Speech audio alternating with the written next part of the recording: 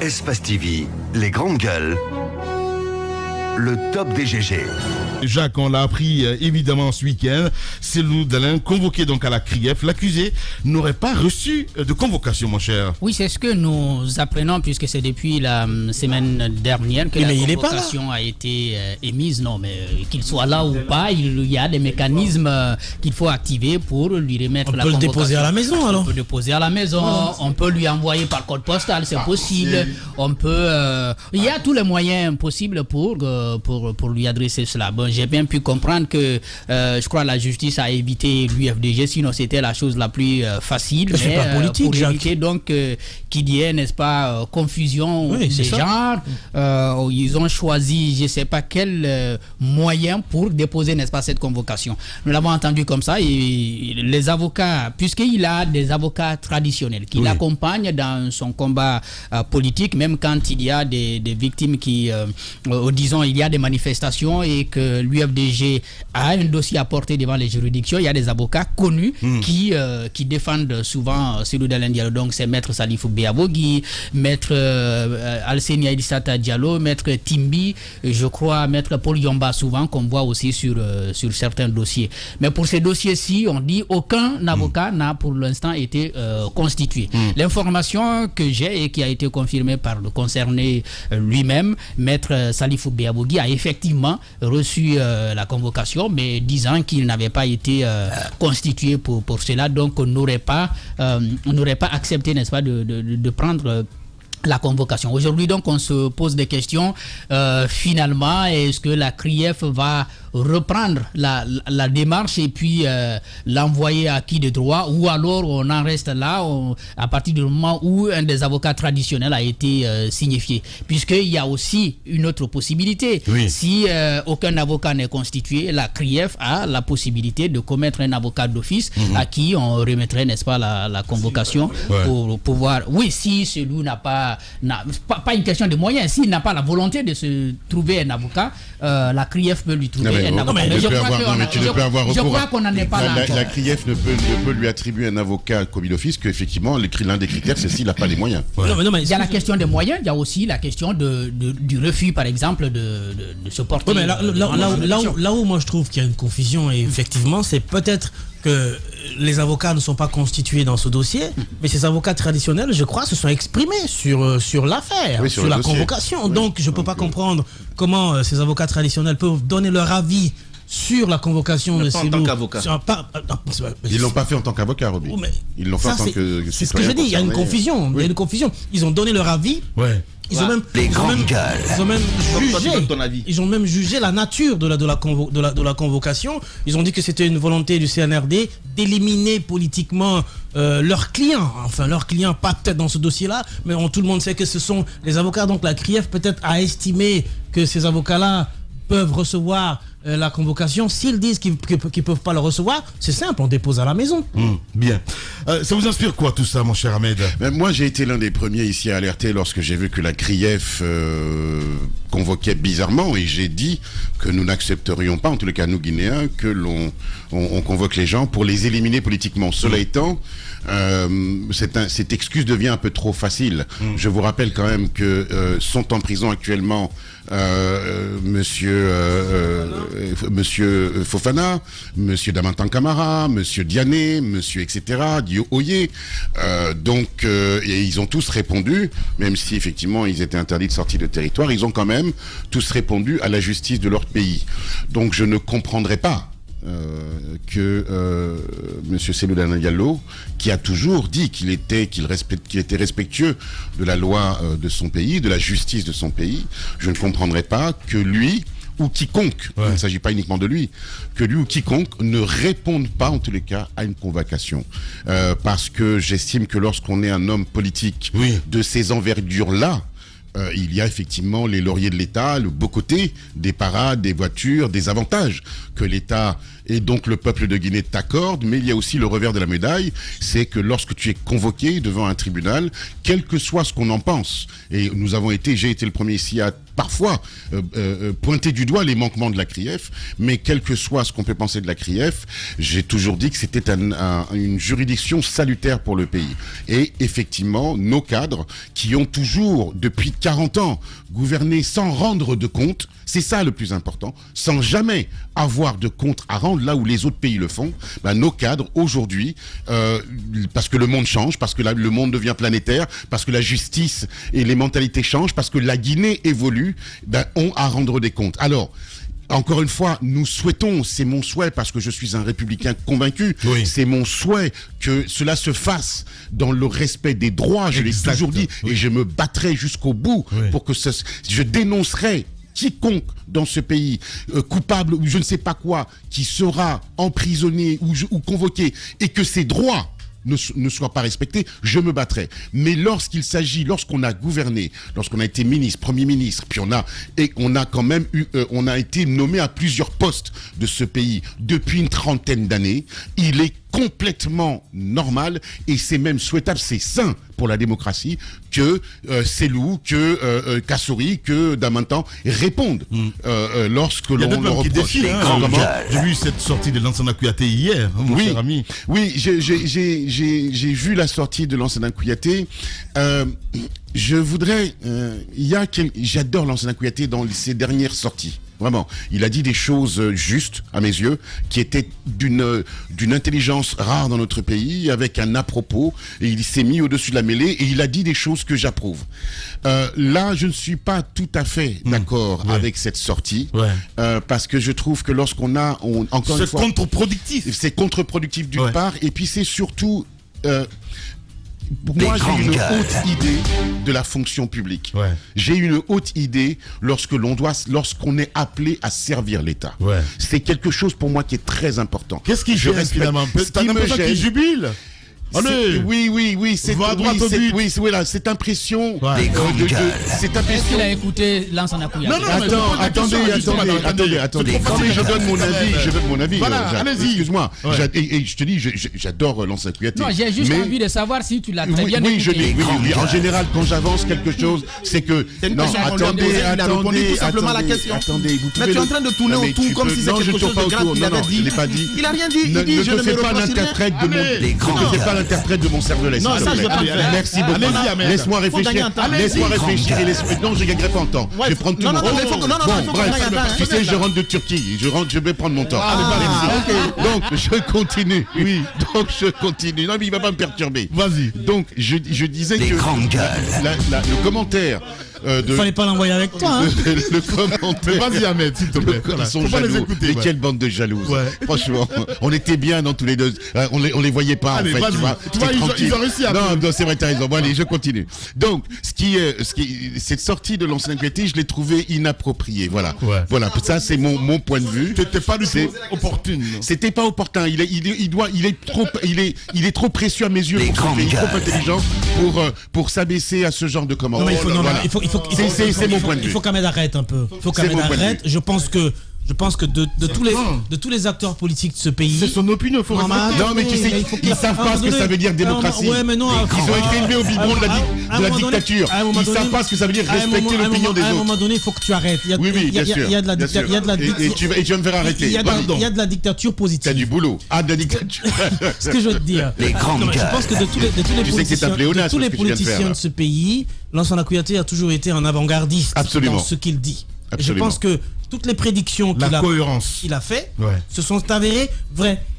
On lui a posé la question, il n'a fait que répondre. Je ne vois pas comment on peut lui jeter un pâture en disant que il doit arrêter, il doit se mettre au-dessus de la mêlée. Oui, c'est mon point de vue, tu dois le respecter. Et dire qu'il jubile. Mais moi j'ai la franchise de le dire en face. Dire qu'il jubile, c'est de nature, c'est de bonne guerre. Aujourd'hui, c'est de bonne guerre, arrêtez. Je n'ai jamais dit ça. C'est de bonne guerre. C'est comme si les élections présidentielles se déroulaient et qu'il y a un candidat. On dit que quelqu'un qui gagne. Gagner veut dire que tu élimines les autres. Donc aujourd'hui, je pense que que tous les politiciens se réjouiraient bien sûr que la justice élimine certains d'entre eux pour pouvoir leur laisser le pavé complètement libre. Donc je pense que c'est de bonne guerre, il faut l'accepter. C'est ça aussi on la en politique. reparlera le jour où il sera convoqué. La politique, c'est pas pour les gnognottes. Hein. On en reparlera, mais ça je te le fais pas dire. Allez-y. Ça je te le fais pas dire. Merci beaucoup les gars. Allez-y Antoine. Lansana Kouyaté jubile, je pense que c'est... Personne c'est marrant, on invente des mots. Personne n'a prononcé. Je vais répondre à la question. Mais même si jubile, il a raison. Parce qu'au moment où on est en train d'arrêter des gens, on dit qu'ils ont volé. Si toi tu sais que tu n'as rien volé, mais tu es content. Arrêtez de faire le cœur à tout moment lorsqu'on veut prendre la parole. Allez-y, mon cher Antoine. Je disais donc, pour répondre à la question de Lamine, si Lansana Kouyaté jubile, je dis qu'il jubile. Parce que récemment, lors d'une prise de parole chez nous, il n'a pas caché son mécontentement vis-à-vis de Cellou Dalein Diallo et de Sidya Touré. Nous savons tous qu'entre les trois, ce n'est pas le parfait amour. Ahmed, tu nous laisses parler. Tu n'es pas son porte-parole, à ce que je sache. Ben, il n'est pas son porte-parole. Mais attendez. Non, mon cher ami. Dès qu'on dit Kouyaté, ils montent sur ses chevaux. Quand même, qu'il se calme un peu. Allez-y. Laisse-nous parler. Kouyaté, c'est un leader politique comme tous les autres. On parle de lui. Donc, je dis une chose. Lansana Kouyaté, dans ce cas de figure-là, vu ses sorties récurrentes, je me dis quelque part, il se réjouit certainement de ce qui arrive aux autres. Jamais. Et il a dit une chose pour clore, pour le projet Coton, qu'il est prêt à se présenter au cas où on l'appelait. J'attends de savoir ce qui va se passer. Mais ils ont tous dit maintenant, ça. Parlons, oui, je viens au sujet. Non, c'est vous qui avez posé la question. Évidemment, non, mais allez-y. Et c'est quoi ton affaire? Allez-y, mon cher Antoine. Pour revenir au cas, Les grandes gueules. moi je l'ai dit la fois dernière, Cellou n'est pas au-dessus de la loi. Si Cellou est convoqué, il a pour devoir de se présenter devant la justice. Ce que je déplore juste, c'est le fait que parfois en Guinée, qu'on dénonce des choses lorsque ça ne nous arrange pas. C'est le constat que je fais. Je constate qu'il y a des Guinéens qui saluent lorsque ça concerne les autres, mais quand c'est à leur tour, je constate qu'il y a parfois des propos ou des comportements déplacés qui ne sont pas encouragés. Pour le cas d'Amaro, pour le cas Kassouri Fofana, j'ai vu des Guinéens se réjouir. Malgré qu'il y a eu des vices de forme parfois, même si parfois il y a eu des actes posés par la justice qui n'étaient pas conformes à ce qui devait se passer, j'ai vu des personnes applaudir, acclamer, parce que ça arrivait aux autres. Aujourd'hui, qu'on parle de Cellou Dalein Diallo, je vois certains prendre la parole pour dire ça ne va pas marcher, on se fout de l'UFDG, on est en train de... Il n'ira pas. Il n'ira pas à la justice. Pourquoi de tels comportements? Cellou est un leader, à mon avis, qui est mûr, qui est mature. Lorsqu'il est appelé à comparaître, à mon avis, il faut qu'il réponde lorsqu'il est appelé. Mais il ne faudrait pas qu'on l'encourage à dire ne viens pas. Parce que la conséquence, si Cellou prenait le risque de ne pas venir le 13, ça serait pire que ce qui va arriver. Parce que ça va compromettre sa carrière politique. Comment ça? Mais s'il ne vient pas devant la justice, il a le droit de ne pas répondre. Oui, il a le droit. Non, attendez, c'est pas possible. Il a le droit de ne pas répondre. Je suis désolé. Il y a plus de conséquences. Il y a plus de conséquences. Il a le droit de répondre. Il y a plus de conséquences s'il ne venait pas que s'il vient. Parce que s'il vient, c'est vrai qu'il n'est pas exclu qu'il parte en prison s'il vient en Guinée. Il n'est pas exclu. Toutes les cartes sont sur la table. Si Cellou vient là. Non. Ahmed. On est des journalistes, à moins que tu ne sois pas analyste politique. On est tous des journalistes et quand on analyse, on émet des hypothèses. Donc, à mon avis, si Cellou arrivait en Guinée, il n'est pas exclu qu'il parte en prison. Parce que dans la convocation qui lui a été... Il peut ne pas aller, mais il ne faut pas exclure cela. Bien. Dans la convocation qui lui a été transmise, il est bien précis que l'inculpation n'est pas exclue. Il pourrait être inculpé. Donc pour ça, il a le devoir de se trouver un avocat. À défaut, l'État va la justice lui en donnera un.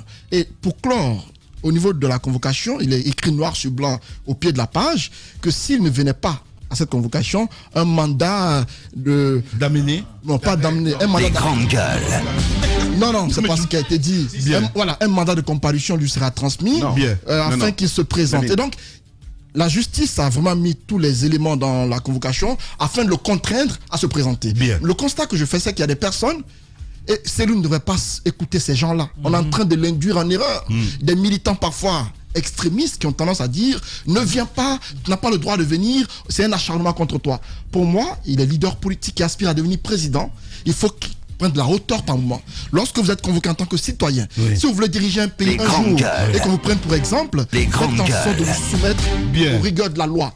Présentez-vous devant la justice, ce n'est pas synonyme d'être coupable. Venez répondre devant la justice parce que ce pourquoi vous êtes reproché, ça fait des années que ça perdure. C'est l'occasion pour lui de se justifier, de se blanchir. S'il sort blanchi de ce dossier-là, ce serait bon pour lui parce que demain, l'affaire Air Guinée ou l'affaire des corruptions qu'on lui reproche, ce sera une ancienne histoire désormais. C'est le pourra désormais concourir à la présidence sans aucune pression. Bien. Mais si il prend le risque de ne pas venir, les conséquences, je ne vous dis pas. Allez-y, mon cher Diba Minimono. Oui, je pense qu'il faudrait que ceux qui le soutiennent fassent la part des choses. D'un côté, il y a le président de l'UFDG, de l'autre, il y a l'ancien ministre des Transports. Et c'est l'ancien ministre des Transports qui est convoqué, c'est pas le président de l'UFDG. Donc il faudrait que les militants et sympathisants comprennent qu'à un moment donné, il faut revoir la communication parce que c'est le ministre qui est convoqué, il y a une reddition des comptes, il doit se soumettre à la justice. Maintenant, sur la convocation, j'ai pu échanger avec certains avocats qui disaient que dans la convocation, déjà, qu'il y avait des problèmes et sur sa destination parce que il y a toujours un code de procédure pénale. Alors, ce qui pose problème, ils ont évoqué l'article 144 du Code de procédure pénale pour dire que le juge d'instruction peut informer une personne par lettre recommandée qu'elle est convoquée dans un délai qui ne peut être inférieur à 10 jours ni supérieur à 2 mois. Et plus loin, ils disent que dans cette convocation, le magistrat est saisi par lesquels l'inculpation est envisagée tout en précisant leur qualification juridique. Donc, on vous dit que vous êtes poursuivi pour détournement de deniers publics, pour tel et tel. Maintenant, en précisant dans la même lettre de convocation les qualifications juridiques. Donc, ils pensent que la convocation n'est pas notifiée à Cellou Dalein Diallo parce qu'on ne l'a pas envoyé cette convocation, ni chez lui, ni là où il se trouve. On a remis à une personne qui n'est pas aussi un avocat qualifié d'office par rapport au dossier de la CRIEF. Parce que Maître Béa, il fait partie du collectif. Mais ce n'est pas lui qui a été choisi pour défendre Cellou Dalein Diallo devant la CRIEF par rapport à ce dossier. Donc, à cause des deux raisons, ils estiment qu'il peut refuser de se présenter le 13. Maintenant, si cela s'avère, aujourd'hui, c'est à la CRIEF de revenir sur sa convocation et cette fois-ci de le lui notifier pour ne pas que ça serve d'argument. Ça, c'est une deuxième chose. Et dans la lettre de convocation, qu'on apporte un peu une qualification juridique par rapport au fait qu'on lui reproche. C'est ce que dit le Code de procédure pénale et ce qui a été évoqué par ses avocats. Ça, c'était juste une parenthèse. Si tel est le cas, il faudrait que la CRIEF rectifie le tir. Sinon, il peut utiliser cela comme argument pour dire je ne peux pas me présenter le 13 parce que c'est pas moi qui suis convoqué. Et s'il le dit, la loi le défend clairement. Maintenant, pour aller rapidement sur les implications politiques et tout ça, je l'ai dit, il faut qu'on fasse la part des choses. C'est le ministre qui est convoqué. Et je pense que pour une question de bon sens, il faudrait qu'il se présente. Parce que si vous vous présentez, c'est comme Kassouri et tous les autres. S'ils sont blanchis par la justice, je pense que ça vous met en pole position pour la présidentielle à venir. Parce que ça a été, par exemple, Alpha Condé, ce qui a été son point fort lors de la présidentielle de 2010, c'était de dire les mains propres. Je n'ai jamais accepté de gérer, même si à un moment donné, on lui disait que la politique de la chaise vide ne paye pas, mais il avait un argument solide pour dire je n'ai pas géré ce pays-là, et donc, à la différence des autres, je suis blanc comme neige. Donc, il faudrait accepter d'être devant la justice pour éventuellement se blanchir de tout ça, si tel est le cas. Je voulais toucher juste un mot, si vous permettez, sur la sortie du ministre Mori Kondé, si vous le permettez, allez-y. Voilà, parce que on est censé d'intervenir ce matin chez nous, allez-y. Voilà, et donc j'ai vu cette sortie où il est revenu un peu sur le cas Sidia, Cellou et Lansana Kouyaté qu'il a cité en exemple, et le ministre Kera par rapport à la récupération des biens de l'État. Et dans sa sortie, il a été catégorique sur un point. Je partage beaucoup de points avec lui, mais au niveau par exemple du déclassement, il dit que c'est à l'Assemblée nationale, à travers une loi de la déclassification, de le faire. Et c'est pas forcément cela, parce que je l'ai vu un peu, il dit... Parce qu'il dit qu'Alpha Condé a annulé le décret. Le décret en 2020. Voilà, donc la précision qu'il faut apporter, si le ministre nous écoute, il dit qu'il faut une loi à l'Assemblée nationale pour déclassifier, enlever dans le patrimoine de l'État. Ce n'est pas que l'Assemblée nationale, parce que si vous prenez le code foncier domanial guinéen, je veux parler de l'article 113, au niveau de l'alinéa 3, il est dit que le déclassement est opéré par décret, le cas échéant à la demande de l'Assemblée délibérante locale ou du conseil d'administration de l'établissement public propriétaire. Donc il y a 3 options. Ça peut être déclassifié par un décret du chef de l'État, tout comme par l'Assemblée nationale, tout comme par le conseil d'administration de la structure qui veut mettre ce bien-là. Et donc la question, moi aujourd'hui, fondamentale pour moi, c'est plutôt de se dire, au moment où ces personnes ont acheté ces biens, est-ce que c'était un bien privé de l'État? Si oui, Est-ce qu'ils ont respecté toutes les procédures de cession de ce bien privé de l'État? Et donc c'est à la justice aujourd'hui.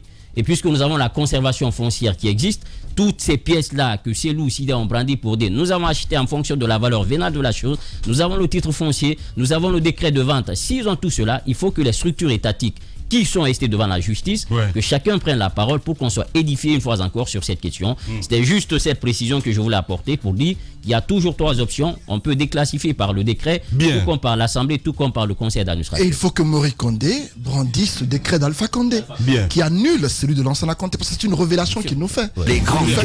Il fait savoir au peuple de Guinée que si Selou brandit un décret lui attribuant son domicile par Lansana Conté, Alpha Condé, en 2020, l'avait annulé. Donc il lui revient, et c'est une obligation pour lui, de brandir ce décret d'Alpha Condé qui annule ce décret. Je pense pas qu'il peut parler comme ça dans le vide. Hein, non, s'il le dit, c'est important. S'il a pris la parole dans les médias pour faire cette révélation, c'est qu'il a les capacités de brandir ce document-là afin de pouvoir clore le débat. Parce que s'il ne le fait pas, mon cher Antoine. Je suis parfaitement d'accord avec ce que Lamine dit, parce que s'il se permet de tenir ce genre de propos, c'est qu'il est sûr qu'il y a un document comme ça qui existe. Et je suis persuadé que Alpha Condé est capable de... Plusieurs fois, il avait menacé, mais sauf qu'il n'est pas passé à l'acte. Je suis convaincu qu'il est capable de le faire. Il avait plein de papiers dans son tiroir. Ça ne me surprend pas du tout. Il gardait toujours les papiers dans le tiroir. Ça ne me surprend pas. Il les utilisait politiquement, lui. Voilà. Donc ça peut être un acte politique qu'il a Dès que tu l'emmerdes, il t'appelle au téléphone, il dit tu sais que j'ai ça dans mon tiroir, donc fais attention. Donc ça ne m'étonne pas. Maintenant, ce qui concerne le cas Selou, on l'a toujours dit, je pense que les autres sont largement revenus là-dessus. C'est vrai qu'on tient à la justice dans ce pays, mais on l'a toujours dit, si la CRIEF veut vraiment maintenir la crédibilité et la confiance du peuple de Guinée, c'est de respecter les procédures. Si les procédures sont biaisées, je vous dis que la conséquence tout simplement, c'est que ces personnes se verront relaxées et sans poursuite. Et c'est ce que je vous dis. Ce qui est difficile, c'est de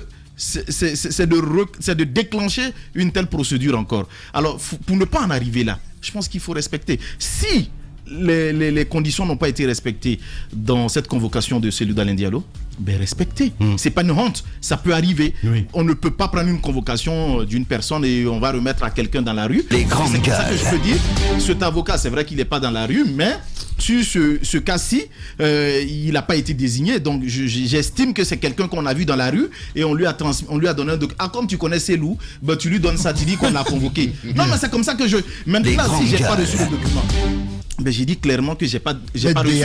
Maître Béa fait partie du collectif des avocats de l'UFDG. Est-ce que tu comprends ce que je dis? En fait, non mais attends, vous savez, il fait partie du collectif. Pour moi, tu n'aimes pas la justice, tu ne veux pas la justice. Non, c'est la justice. On veut la justice. Voilà. Respectons les fois entrer dans la rue. Mais c'est clair.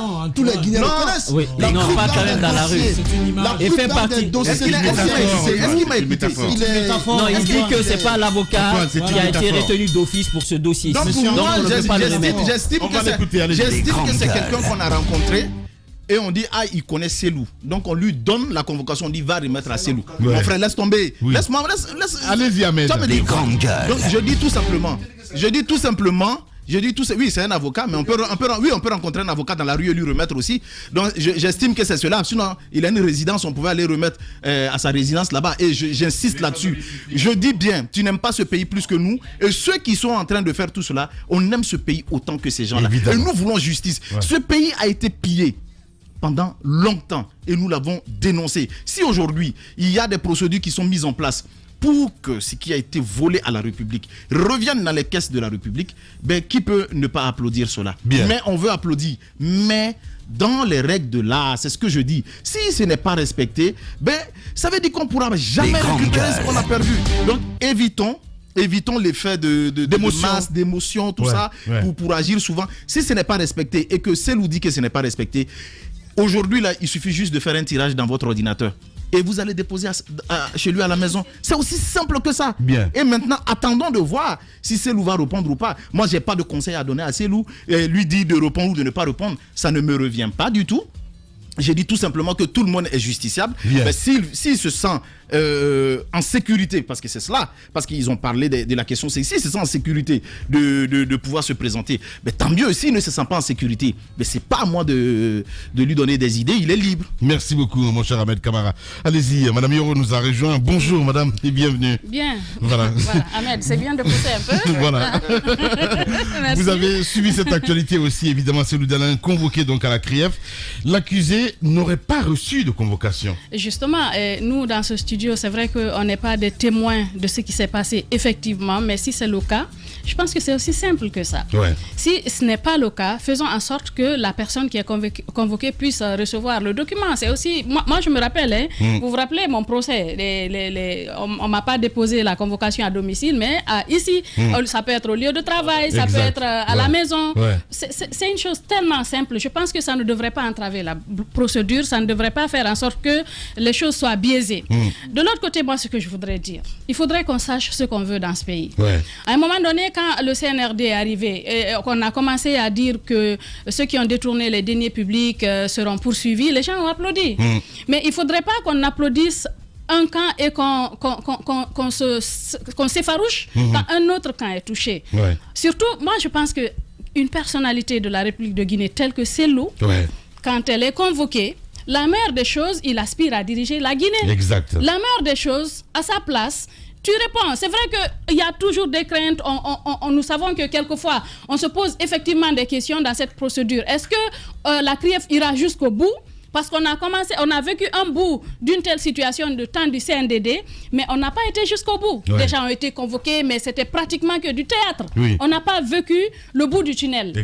Les Guinéens n'ont pas été satisfaits parce que justement, il y avait juste une mascarade. C'est une occasion rare. C'est une occasion rare. Il n'y a pas un travail de fond qui a été fait. Moi, je voudrais qu'un travail sérieux soit fait sur ce dossier. Et pour ce qui est des personnes qui sont convoquées, venez répondre. Les Guinéens sont là. Ils observent. Ils voient ce qui se passe. Si quelque chose ne se passe pas normalement, les Guinéens alerteront. Mais je pense qu'il faut éviter de donner raison aux gens. Dire que oui, on savait qu'il n'allait pas se présenter. Ouais. Nous savions que si celui-là est touché, ça va créer des remous. Ouais. Nous savions ceci, nous savions cela. Il faut clouer le bec à certaines personnes qui pensent que la chose ne va pas se passer. Celle devrait venir, normalement, d'abord la CRIEF, si c'est effectif qu'il n'a pas reçu la convocation, que la CRIEF fasse en sorte qu'il reçoive la convocation et que celle vienne répondre tout bonnement. On a écouté Aliou Condé ici à un moment donné qui disait que c'est le moment opportun pour eux de savoir ce qu'il en est réellement. Parce que pendant 10 ans, Alpha Condé a brandi le dossier, j'ai tel contre tel, j'ai tel contre tel, mais rien n'a été fait effectivement. Ouais. Est-ce qu'effectivement il y avait quelque chose? C'est le moment de le savoir réellement. Voilà, Moussa Yoroba viendra pas. Merci à vous qui nous rejoignez sur Espace. Espace TV, les grandes gueules, le top des GG. On se réveille avec la gueule du bois ce matin, mon cher. Oui, vraiment. Prévisible. Mais c'était prévisible. Ouais. C'était très, très prévisible. J'ai entendu les avis divergents de mes chers collègues. J'ai beaucoup aimé la réflexion de Jacques, comme d'habitude, qui est censé. C'est vrai qu'on est un continent producteur de pétrole. Et on ne comprend pas que l'on puisse subir la crise mondiale, la crise ukrainienne et la guerre entre les tenants de l'OTAN et ceux qui n'en veulent pas. C'est ça la problématique. Alors, la crise, elle est mondiale, on l'a dit. Ouais. On va parler de récession économique, on va parler de crise budgétaire, on va parler de déficit, et le mot-clé dans tout cela, c'est la récession. C'est-à-dire que vous avez d'un côté les matières premières, que ce soit le blé, le pétrole, dont la production baisse, et d'un autre côté, la demande est beaucoup plus forte. Ouais. Mais la demande, elle est mondiale. Ouais. Et là où Jacques a raison dans son analyse, c'est comment se fait-il que nos gouvernements, et je parle de l'Afrique dans son entièreté, je vois effectivement Macky Sall a demandé de l'aide, mais je prends un parti. Pas ça, hein. Et il a raison. Il a raison. Nous sommes des éternels assistés. Ouais. Normalement, sur un continent normal, dans un pays normal, un gouvernement responsable fait des stocks. Il y a, la France, les États-Unis, aujourd'hui le Rwanda fait des stocks de pétrole, ce qui leur permet non seulement de jongler avec la hausse des prix, mais de juguler dans une certaine mesure les crises qui arrivent, parce que on rentre dans une crise économique mondiale avec ce qui se passe en Ukraine. C'est une réalité. Ouais. Maintenant, là où je suis d'accord avec vous, c'est-à-dire que les gouvernements se succèdent dans ce pays et les mêmes méthodes médiocres perdure. On n'a pas de communication. Mais nous sommes un peuple intelligent, les Guinéens sont intelligents, les Guinéens s'informent, ils savent qu'il y a une crise mondiale. Ouais. Et si on ne communique pas, si le gouvernement... félicitations, mon cher Ahmed. Pardon. Oui, c'est mon téléphone qui sonne, pardon. Je crois que ça va être Doumbouya qui m'appelle là pour m'engueuler. Mais si les conseillers ne sortent pas de leur ministère, si les économistes ne sortent pas pour envahir les plateaux de télé, si le gouvernement ne communique pas pour nous expliquer ce qu'est une crise, pourquoi elle est... Mais évidemment que les Guinéens vont se poser les questions et vont se dire, mais c'est pas normal. Non seulement on subit aujourd'hui le pouvoir d'achat qui est en berne, comme le dit Djiba, le panier de la ménagère qui n'augmente pas, les prix augmentent de plus en plus, donc le panier de la ménagère se réduit de plus en plus, et en plus de ça, avec ces triples peines, on n'est pas informé.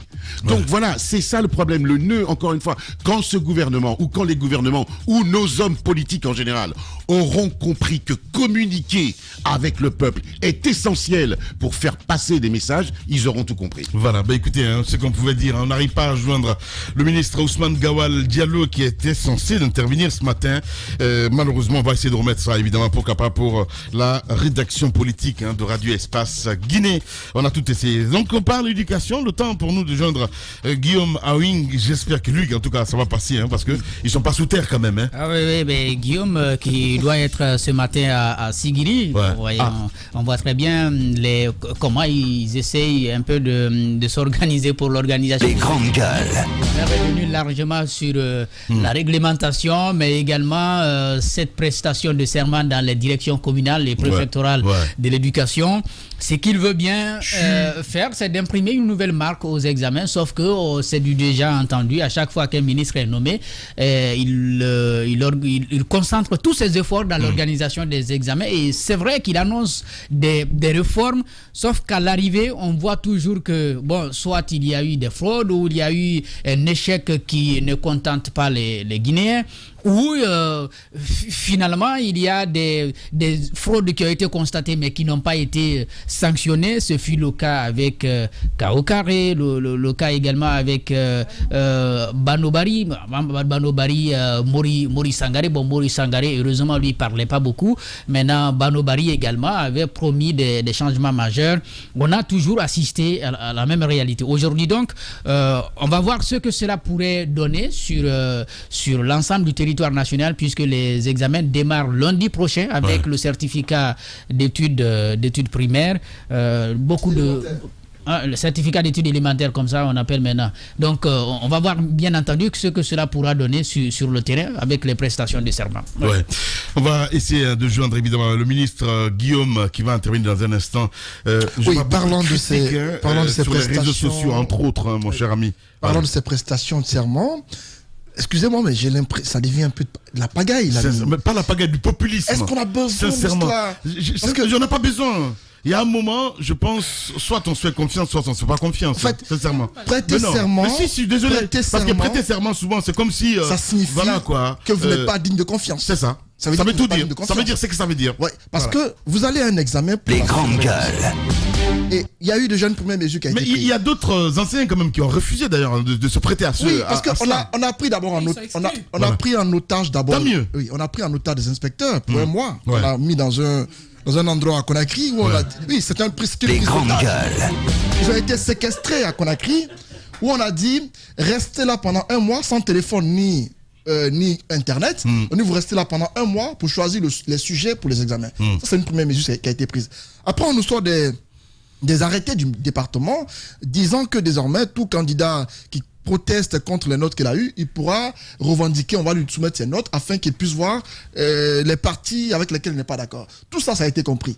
Après, on nous dit que pour les examens nationaux, tout contrevenant va être poursuivi. On a compris ça. Mais après, vous nous dites, tous ceux qui doivent surveiller doivent prêter serment.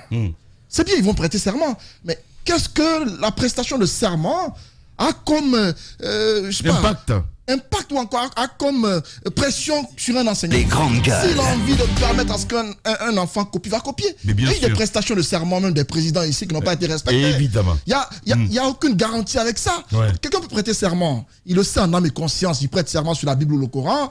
Dans le fond, il sait ce qu'il va faire à l'examen. Laissons les gens avec leur morale. Parce que la prestation de serment, à un moment donné, on désacralise un peu Exact. cet acte-là. Parce que c'est un acte noble. Je suis d'accord. Pour le faire, il faut vraiment que ce soit dans un contexte assez précis. Mais lorsque le président prête serment là-haut, et puis jusqu'au pied, le Guinéen lambda doit se prêter serment. On imite. Donc, à ce niveau, c'est très simple. Oui. Il faut que désormais tous les Guinéens prêtent serment dans ce cas-là. Nous, journalistes, on va prêter serment. La vendeuse de cacahuètes dans la rue va prêter serment. grandes gueules. Chacun prête serment Exactement. de bien se comporter dans la société. Si c'est le cas, on va voir ce qui va se passer là. Désormais en Guinée, on va tous respecter la loi. Si chacun de nous prêtait serment par rapport à la vie en société, la Guinée allait vivre mieux. On serait au c'est paradis surtout aujourd'hui. ridicule. Pour Je suis moi, d'accord. c'est un peu ridicule. C'est un peu du ridicule. populisme. Ouais. Faut qu'on sorte de ça. Un. Guillaume Arving, vous voulez faire des examens nationaux pour différents de ceux qu'on a connus dans le passé. Soyez plus concrets. Arrêtez les actes parfois de nature à Populiste. montrer. Parce Populiste. que la fin, c'est quoi? Si malgré tout ça, il y a triche, il y a fraude massive, mais vos actes n'auront servi à Et rien. puis c'est surtout Mais je qu'on suis ne d'accord. prend pas, on prend pas le problème dans J'apprends sa... des choses. J'apprends qu'hier, le SNE a été mis de côté pour les examens nationaux. C'est un syndicat qui est en Guinée. J'apprends que la FSP a été mise de côté et le SLEG 3 a été mis de côté aussi. Donc, quand vous faites ces constats-là, vous allez vous rendre compte que c'est comme ça que commence la pagaille. Parce que ceux-là qu'on met de côté, parfois, Les qui grandes gueules. sont frustrés, sont parfois à la base des cas de fraude. Je suis d'accord. Parce que par frustration, Ouais. ils voudront montrer au ministre qu'il ne fallait pas le faire ainsi. Évidemment. Ils peuvent être à l'origine parfois de cas de fuite de sujet. On parle là d'enseignants. Pour moi, la méthode ou la solution n'est pas de frustrer des entités. Lorsque vous venez, faites en sorte de faire intéresser tout le monde aux examens nationaux. Vous n'allez pas les prendre tous, mais qu'ils comprennent qu'ils ne sont pas mis à l'écart. Qu'ils comprennent qu'ils sont aussi concernés par les examens nationaux. Ouais. Mais quand vous dites, vous, je ne vous regarde pas, et vous prenez quelques-uns parmi eux, le SLEG 1 et 2 qui ont été pris avec Abakar Souma et Kadatuba, je dis toujours une chose. Ce sont deux entités opposées qui composent avec l'État aujourd'hui. Ouais. Parce que leurs intérêts convergent. Ouais. Aujourd'hui, ils sont d'accord parce Les grandes gueules. tous les deux ont des intérêts qui sont ensemble. Les autres aujourd'hui qui sont mis à l'écart étaient ceux-là qui étaient avec l'État hier.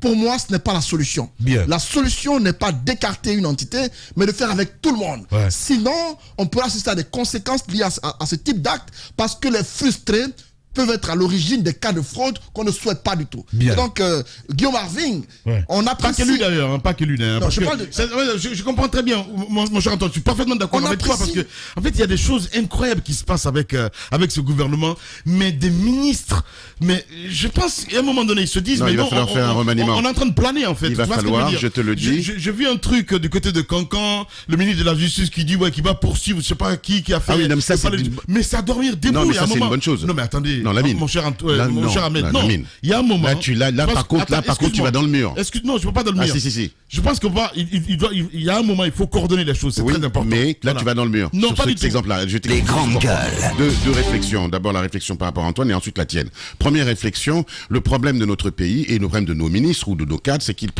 ils amènent des solutions simplistes à une problématique qui est très, très profonde. La fraude, la non-modernisation de l'outil pédagogique en Guinée, c'est pas quelque chose qui se réfléchit en un conseil des ministres et par ordonnance. C'est quelque chose qui est très profond. Et malheureusement, le populisme ambiant, l'imitation du chef de l'État, parce qu'on veut plaire au chef, fait que ces gens-là imitent plutôt qu'ils n'innovent. Et c'est ça la grosse problématique. C'est-à-dire qu'ils apportent des solutions très simplistes. Oui, on va faire prêter serment parce que le chef d'État, dans toute la majestuosité de son pouvoir, parce que c'est un président de la République, fait prêter serment. Mais il y a une différence entre faire prêter serment au pays, Oui. à allégeance, à respecter les normes républicaines et démocratiques et des inspecteurs qui prêtent serment. Moi, ce qui me tient C'est juste de l'imitation. C'est pas les actes, mon cher Oui, non, mais Ahmed. C'est la théâtralisation. Oui, exactement. C'est ça. Merci, le mot me manquait. C'est la théâtralisation de l'éducation. Alors qu'il y a des problèmes extrêmement profonds qui pourraient justement amener à régler ce problème de fraude massive qu'il y a dans les, Oui. il y a la hausse des salaires comment dirais-je, des enseignants. Il y a l'outil, Les grandes la gueules. modernisation de l'outil aujourd'hui pédagogique qu'il faut prendre en compte. Bref, il y a toute une ribambelle de choses qu'on ne fait pas et au détriment de solutions extrêmement simplistes. Maintenant, pour arriver à ce que tu as dit, parce que ça c'est une énormité, mon cher Lamine, je vais te le dire. Le ministre de la Justice, il fait quoi ? Il fait ce qu'on demande depuis des années. C'est-à-dire que tu as des entrepreneurs qui sont aux travaux, aux grands projets inscrits partout, des gens dont les cousines sont placés et à qui on file des marchés. L'État débourse combien, mais énormément d'argent. Attends, je vais finir. Laisse-moi dans mon... Les grandes gueules. L'État débourse chaque année des milliards pour construire et moderniser ces édifices. Et tu as des entrepreneurs qui au lieu de mettre 2 cm de ciment, viennent en mettre 1 parce que la corruption sévit. Le ministre de la Justice, qu'est-ce qu'il a fait ? Il a fait ce que moi j'attends en tant que citoyen depuis des années. C'est-à-dire que... Attends, mais tu arrête de sortir... Lamine, arrête de sortir ce mot à tour larigot. Bref, écoute-moi, ce que tu viens de dire est débile. Voilà, c'est débile. Je te le dis dans les yeux, c'est débile. Le ministre de la Justice est dans son droit. Il est rentré dans un palais de justice. Il a constaté simplement qu'il y avait des fissures au bout de 4 ans et il porte plainte et il a raison. Et je veux que ces gens-là soient poursuivis par l'État. Parce que toi, tu travailles, tu te lèves très tôt et tu payes tes impôts. Donc ce sont ces impôts-là qui sont gaspillés par des gens. Et je trouve que le ministre de la Justice a raison. Donc arrête, ce matin, t'es allé dans le mur. Voilà. Je suis Antoine ce matin, quoi. Comme par magie. Voilà. Hein? T'es Antoine Kourouma ce matin. Antoine Kourouma sort de ce corps. Allez, nous partons sur le terrain. Guillaume Aming, en direct chez les GG. Les grandes gueules. Monsieur le ministre, bonjour. Bonjour. Bienvenue. On ne vous fait pas de cadeau ce matin chez les GG sur Radio Espace. Allez-y, mon cher Antoine. Oui, monsieur le ministre, nous sommes de ceux-là qui pensent que vous faites des choses... admirable, vous faites... Attendez. Laissez-moi finir. Allez-y, Antoine. Non, mais... Non, excusez... Pardonnez pour ces cris-là, c'est une chorale qui est autour de moi. Pardonnez. Monsieur le ministre, on apprécie beaucoup ce que vous faites depuis votre arrivée, sauf qu'il y a des éléments qu'on ne comprend pas du tout. On qualifie certains de vos actes de populistes au regard du caractère assez désacralisant que vous imprimez à la chose. Théâtral. Notamment de la prestation de serment au niveau des surveillants. Pourquoi un tel acte, monsieur le ministre ? Bonjour, chers journalistes des grandes gueules. Bonjour à tous. Je suis très content de prendre la parole ce matin pour parler de l'éducation. Alors, permettez-moi d'abord, avant de parler de la prestation de serment, de vous dire que nous sommes à Cancan. Précisément, moi, je suis à Sigiri pour la moralisation des examens nationaux. Aujourd'hui, on doit s'entretenir avec les cadres de l'éducation de Sigiri pour parler des examens et parler de tout. Alors, voilà, vous me posez la question, pourquoi la prestation de serment? C'est aussi simple. Moi, ministre, et tous les autres membres du gouvernement, nous avons accepté de prêter serment. C'est un sacerdoce. Ce sont les valeurs cardinales. C'est pour moraliser les examens nationaux. Nous avons accepté de prêter serment pour servir la nation. Je me pose la question, pourquoi d'autres refuseraient de faire la même chose? Nous, les premiers responsables des départements ministériels, tous, nous avons accepté de plein gré de prêter serment. Pour les simples questions, pourquoi les autres refuseraient de faire la même chose? Quand on sait que l'école, c'est un centre d'instruction et d'éducation où on acquiert le savoir, le savoir-faire et le savoir-être, où on construit le pays, où tout se joue. Quand on sait que dans le passé, nous savons c'était quoi les examens nationaux, quand on demande aux cadres de prêter serment, de faire comme leur ministre, de faire comme les hauts cadres, la simple question c'est de savoir pourquoi certains refuseraient. Et ça, ce n'est même pas de moi, ce sont les règles, ce n'est pas une question d'humeur. Ce n'est pas le ministre qui a voulu ça. Cela est écrit dans les règlements généraux des examens nationaux. Ce sont les principes. Oui, monsieur le ministre. Il en sera ainsi. D'accord. Excusez-moi, laissez-moi terminer. Nous avons dit qu'il en sera ainsi. Alors, ceux qui ne prêtent pas serment, les gens ne sont pas obligés. Ils ne vont pas obliger les gens. Il faut le dire. Ouais, mais ceux qui n'ont pas fait, ceux qui n'ont pas Mafoudia m'apprend qu'ils ont été exclus, c'est ce que je ne comprends pas. S'il y a une indépendance en tout cas, de ce côté-là, pourquoi les exclure justement? Vous dites qu'ils ne sont pas obligés. Non, mais nous avons été clairs. Nous serons associés à l'organisation des examens nationaux de ceux qui prêteront serment. La formule est très claire. Nous allons les exclure simplement, je dis bien simplement, de l'organisation des examens nationaux. Il reste des enseignants qui vont continuer à exercer leur métier d'enseignant, mais ils ne seront pas associés à l'organisation. Mais monsieur le ministre, est-ce que vous ne pensez pas là, vous êtes en train de faire un jugement, une erreur, parce que la compétence, ce n'est pas forcément sur la prestation de serment ou la moralité qu'un homme peut avoir. Est-ce qu'on n'aurait pas pu mieux mettre l'accent sur les mesures disciplinaires ou la justice? Parce que c'est pour cela qu'il y a des institutions à Guinée pour sanctionner. Est-ce que vous ne pensez pas là, vous faites un mauvais procès, vous causez du tort à certains enseignants qui ont la qualité, les compétences pour surveiller? C'est la moralisation. C'est ce mot qu'il faut souligner. La moralisation des examens nationaux. Croyez-moi en tant que croyant, moi, Hawingi Guillaume, quand je jure sur le Coran, je vais réfléchir 2 fois, peut-être plus de 2 fois avant de poser un acte démesuré. Voilà. Le ministre Guillaume Awing, en direct ce matin chez les GG sur Radio Espace Guinée. Allez-y, mon cher Jacques Lewaleno. Alors, monsieur le ministre, il y a eu avant vous beaucoup de mesures comme ça qui ont été annoncées et même prises par vos prédécesseurs. C'était pour arriver à des examens crédibles. Aujourd'hui, vous vous appuyez beaucoup plus sur la prestation de serment. Est-ce que c'est sur la prestation de serment que vous comptez finalement pour avoir des examens sans fraude? Les grandes gueules. Les règlements généraux des examens nationaux, 99 articles. Vous comprenez? C'est l'homme des points. Nous avons 99 articles. Comme pour vous dire que nous avons il y a plusieurs étapes. Ceux qui faillissent, c'est à la justice. Nous, membres du gouvernement. C'est pas parce qu'on a prêté serment qu'on ne passe pas devant la justice, devant la crière quand on faute. C'est la même chose. Ils prêtent serment. Quand il faut, il y a d'autres articles, d'autres dispositions. L'article 24 et suite, d'autres dispositions des règlements généraux qui sanctionnent.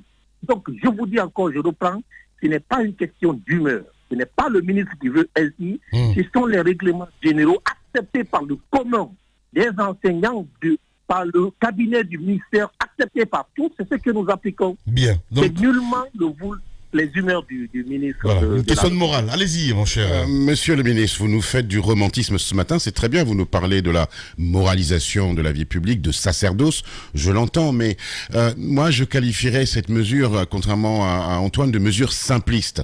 C'est-à-dire que ne pensez-vous pas que dans un département qui est le vôtre, et vous n'en êtes pas responsable, je le précise tout de suite, où il y a une telle corruption, on a encore dénoncé récemment les livres qui étaient vendus alors qu'ils n'ont pas à l'aide, qui sont des dons. Ne pensez-vous pas que l'urgence aujourd'hui, elle est dans la modernisation de l'outil pédagogique, elle est dans la modernisation des moyens, dans l'augmentation des salaires, plutôt que dans ces mesurettes, parce que moi j'appelle ça, monsieur le ministre, des mesurettes qui sont d'une simplicité absolue. Et c'est le serpent qui va se mordre la queue, c'est-à-dire qu'il va y avoir des fraudes, et l'année prochaine ce sera la même chose, et votre département n'aura pas encore une fois innové. Sauf que l'énergie est focalisée sur la prestation de serment. J'aimerais que vous reteniez ceci. Nous avons fait plusieurs innovations, dont, je dis bien dont, la prestation de serment. Nous avons de nouvelles feuilles. Nous avons interné tous ceux qui sont impliqués dans l'organisation des examens nationaux. Nous ne réinventons pas les routes. Nous étions en mission à l'extérieur du pays. Nous avons vu ce qui se passe là-bas. Quelqu'un l'a dit. Pour être original, il faut commencer par imiter. Nous avons imité, nous envoyons des choses que nous voyons ailleurs qui peuvent être faites ici en Guinée. Nous avons fait plusieurs choses, mais toute l'énergie est focalisée sur... Alors, je crois que, je dis bien, je reprends. Pour ce que vous dites, c'est par rapport à l'année dernière. J'en suis conscient et tout le monde est conscient qu'il y a eu des fuites dans le passé, comme vous le dites, nous en sommes conscients. C'est pourquoi nous avons envisagé d'autres mesures. Nous avons envisagé d'autres mesures dans le passé. Ceux qui sont internés, ils venaient, ils choisissaient les sujets et ils étaient dans la nature. Croyez-moi que l'homme est perfectible à l'infini. Bien. Tout homme peut être soumis à la tentation. Un homme qui choisit le sujet, qui est dans la nature, il peut être tenté par pause ou pierre.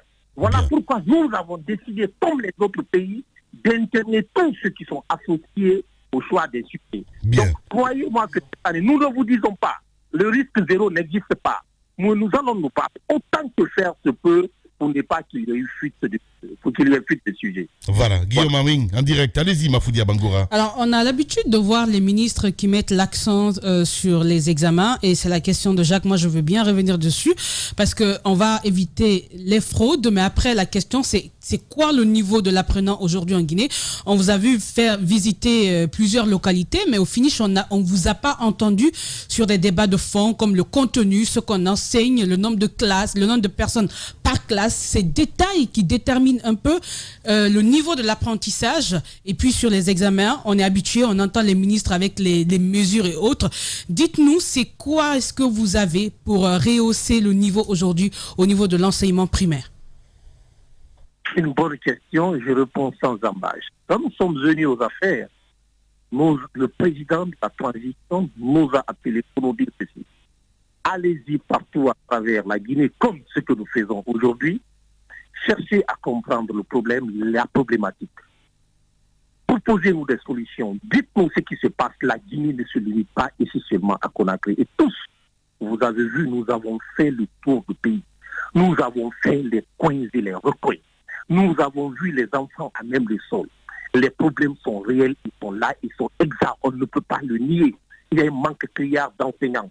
Le programme est à réviser. L'héritage est lourd, très lourd. Très lourd. Et quand je le dis, vous comprenez, comme Guinéen, vous le comprenez autant que moi. Donc nous sommes, ce sont les réformes. Ça ne vient pas comme ça. C'est la refondation, c'est le mérite. Ça ne vient pas, c'est comme un claquement de doigts. Non. Nous sommes dans les études, nous sommes dans les perspectives, nous sommes en train d'établir ce que nous devons faire. Nous avons fait une première communication, les dispositions sont en train d'être prises.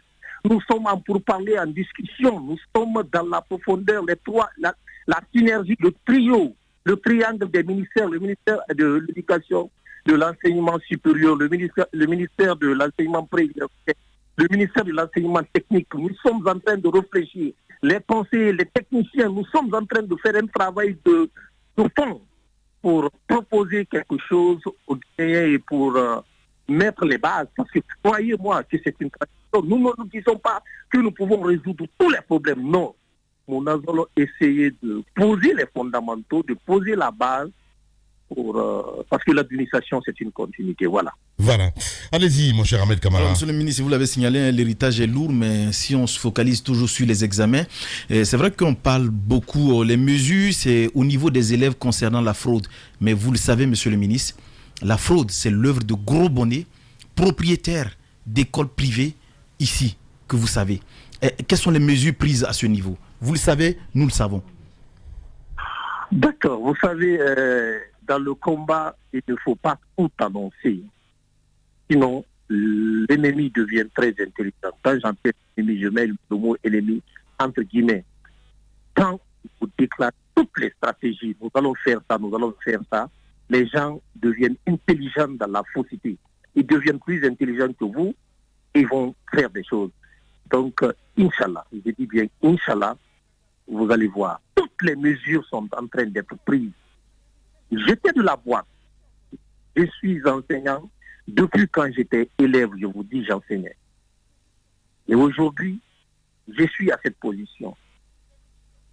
Et je sais, je viens de très loin, de très très loin. J'ai dénoncé l'état de ce système. Aujourd'hui, je suis au sommet.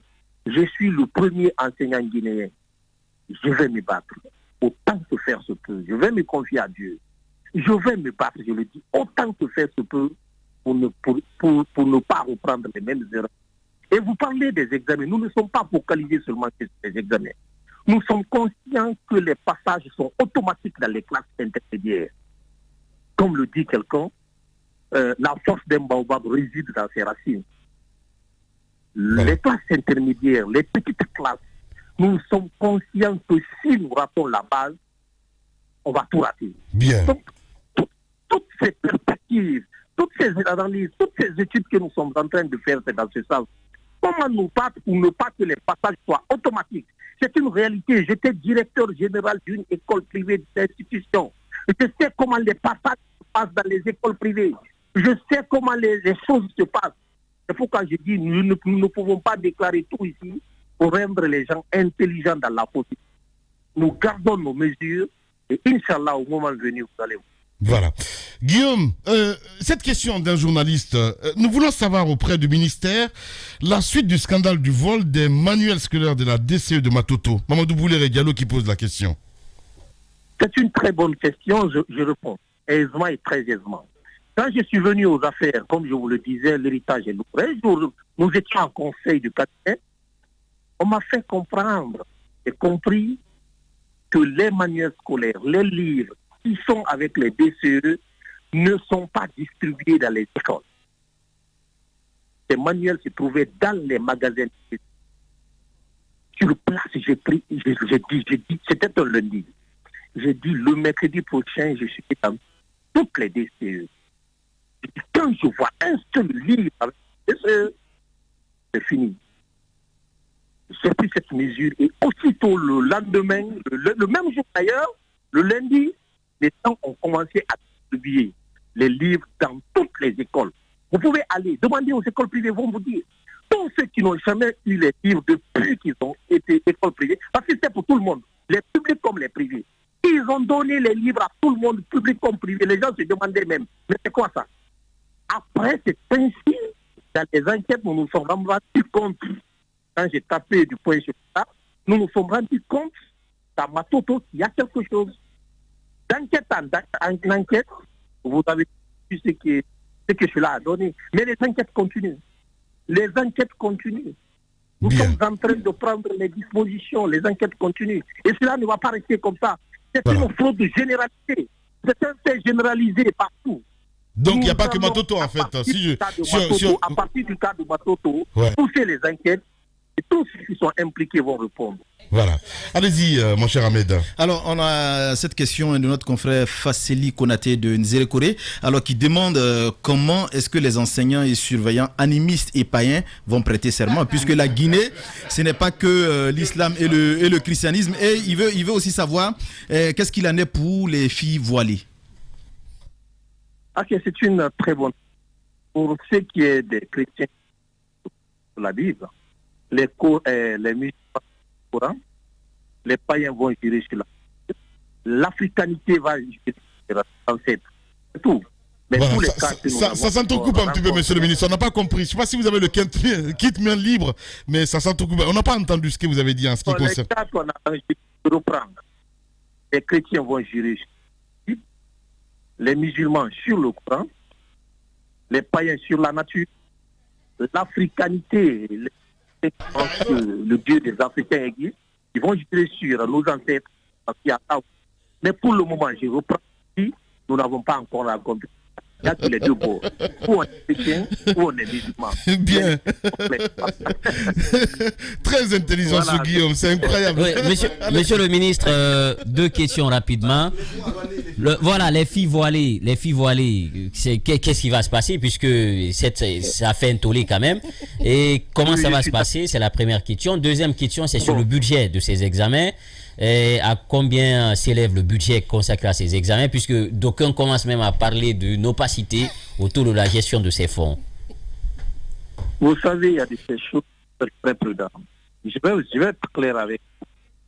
Je suis enseignant, je n'ai rien à casser. Il y a des choses qui ne m'inquiètent pas. Ce que je veux, vous me connaissez dans le passé sur la scientifique, je me suis battu pour être là où je suis aujourd'hui. Et je vais tout faire pour sauver Cap. Je suis un homme de vision. Il y a beaucoup de choses que je vis dans le futur. Donc, je ne vais, à mon cas, je vais me battre contre ma propre volonté. Je suis un homme. Je suis soumis à la tentation comme tout autre homme. Mais je vais me battre contre ma volonté pour être dans les normes. Pour le moment, nous nous résignons. Nous nous sommes dit pour ne pas dire maintenant à l'instant budget. C'est pourquoi. Vous avez une proposition. Il y a toujours des discussions. Voilà. Jusqu'à présent, nous n'avons pas encore fait une conclusion sur le montant définitif. Vous comprenez? Nous n'avons pas encore tiré une conclusion sur le montant définitif. Et quand c'est fait, ce qu'il faut éviter, dire quelque chose après les autres ententes. Je comprends très bien les effets d'annonce, hein, c'est compréhensible. Absolument. Voilà. Quand tout serait fini, après... Ce qui n'est pas normal, monsieur le ministre. On est à une semaine des examens nationaux. Il y a des matériels à déployer. Tout cela, si jusqu'à ce jour, on ne sait pas combien sera utilisé comme montant pour les examens, là, permettez qu'on vous dise, monsieur le ministre, on est mardi aujourd'hui. On est même mercredi. Non, on a compris, on est mercredi, l'examen c'est le lundi. Si on n'a aucune idée sur le budget total consacré aux examens, mais comment va-t-on faire pour déployer le matériel? Ou combien investi? Nous avons un budget provisoire. De combien? Nous avons un budget provisoire. Jusqu'à présent, je l'appelle provisoire. C'est ce que je dis, nous avons un budget provisoire. Et d'ici demain ou après-demain... combien? Suivez s'il vous plaît. D'ici demain ou après-demain, vous saurez le montant exact. Le budget Guillaume, là ça passe pas. Ça passe pas du tout là, sincèrement. On vous sait transparent, on vous sait correct, on vous sait honnête, rigoureux. Et il n'a pas de problème avec les chiffres. Et pourquoi on vous pose cette question, Antoine? En matière de chiffres, vous êtes l'expert dans le domaine en Guinée. Donc ce matin, pour nous dire clairement combien de milliards est retenu comme budget provisoire, mais c'est assez simple. On nous apprend que c'est 40 milliards. Il peut faire un budget prévisionnel. Les grandes gueules. Il a fait. Laissez-lui quand même le temps de faire le vrai budget. Il a fait un budget prévisionnel. Nos sources nous apprennent que... Non, là, je prends sa défense, là, franchement. Selon nos sources, les grandes gueules. Selon nos sources, c'est 40 milliards de francs guinéens. Je refuse de dire, suivez, j'ai été clair, hein. Sauf que je ne vous ai pas dit que je refuse de dire. Sauf que je vous ai simplement dit de patienter. Vous saurez dans les heures qui suivent, Inch'Allah. Je n'ai pas refusé. Ok. Ça sera clair. Non, il n'y a pas de problème. Je ne veux pas m'amuser. Suivez, comprenez-moi. Patientez. Dans les heures qui suivent, vous aurez. C'est mauvais, c'est quoi? C'est de cacher, ne jamais dire. Comme le font d'autres. Mais nous, moi, je vous dis ici, encore. Ici, je suis à Kouroussa, au bout de mon téléphone, vous êtes dans votre studio là-bas, c'est Guillaume qui vous parle. Inch'Allah, les heures qui suivent, vous allez connaître le budget alloué aux examens nationaux. Donc, ça ne sera pas caché. Bien, il est très prudent, ce Guillaume. Bien, allez-y, mon cher Diba. Vous n'avez pas répondu à cette question sur les voiles, puisque les gens parlent dans la cité, quelle est la mesure? Et l'autre question, rapidement, c'est la SP... Ok. Un conseiller chargé des questions législatives. Nous sommes à 6 jours des examens nationaux. Nous avons entendu les cris de cœur. Nous avons écouté les uns et les autres. Ils sont en train de travailler dessus. Et bientôt, Inch'Allah, parce que ces règlements n'étaient pas dans nos règlements généraux, il faut le dire. Ce n'était pas dans nos règlements généraux. Nous n'en avons pas fait cas. Donc, je ne peux pas m'aviser à dire quelque chose de ce genre. Ils sont en train de travailler dessus. Et d'ici après-demain, le texte sera disponible et nous allons publier. Voilà, donc je me mesure. Non, monsieur le ministre, oui. Je ne peux pas, le laïc que je suis pas un païen qui va aller prêter serment dans la nature, mais je suis un laïc. Et donc le laïc que je suis, monsieur le ministre, le laïc que je suis, ne peut pas vous laisser dire ça à l'antenne. Nous sommes, non, tu fais ton numéro. Monsieur le ministre, écoutez-moi. Nous sommes dans une république laïque. Laisse-moi finir. Nous sommes dans une république laïque, monsieur le ministre. Ce qui interdit, je dis bien ce qui interdit dans la sphère scolaire, tout signe distinctif religieux. Et ça, vous le savez. Donc ne venez pas nous dire qu'il n'y a pas les outils. La République a mis des outils en place. À vous de les faire respecter. Nous sommes dans l'éducation nationale, c'est l'égalité pour tous. Aucun signe distinctif religieux n'est toléré par la République. Ça, c'est un fait, monsieur le ministre. Oui, d'accord. Voilà, il a entendu. Allez-y. Je vous dis.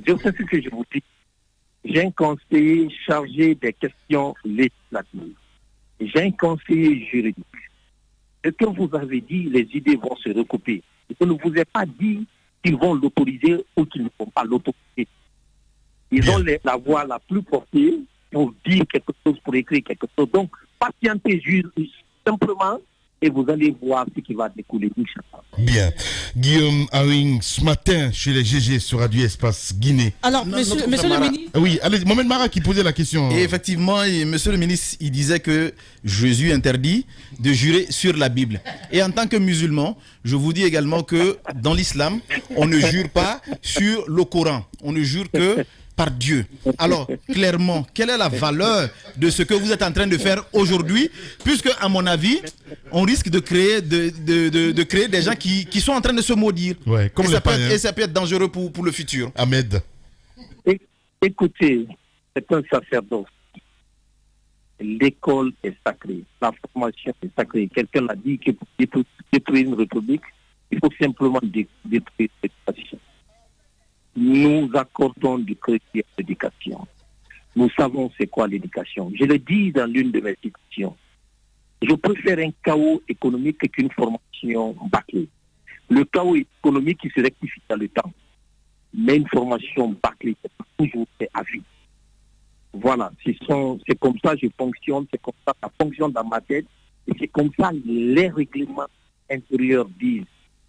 C'est pour moraliser encore et de voir le fond de la chose. C'est pour moraliser les nationaux. Nous avons un objectif, nous voulons atteindre un objectif. Vous avez tantôt dit sur vos antennes, les examens passés, c'est vous qui venez de le dire.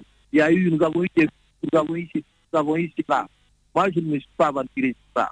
Mais ce sont des faits.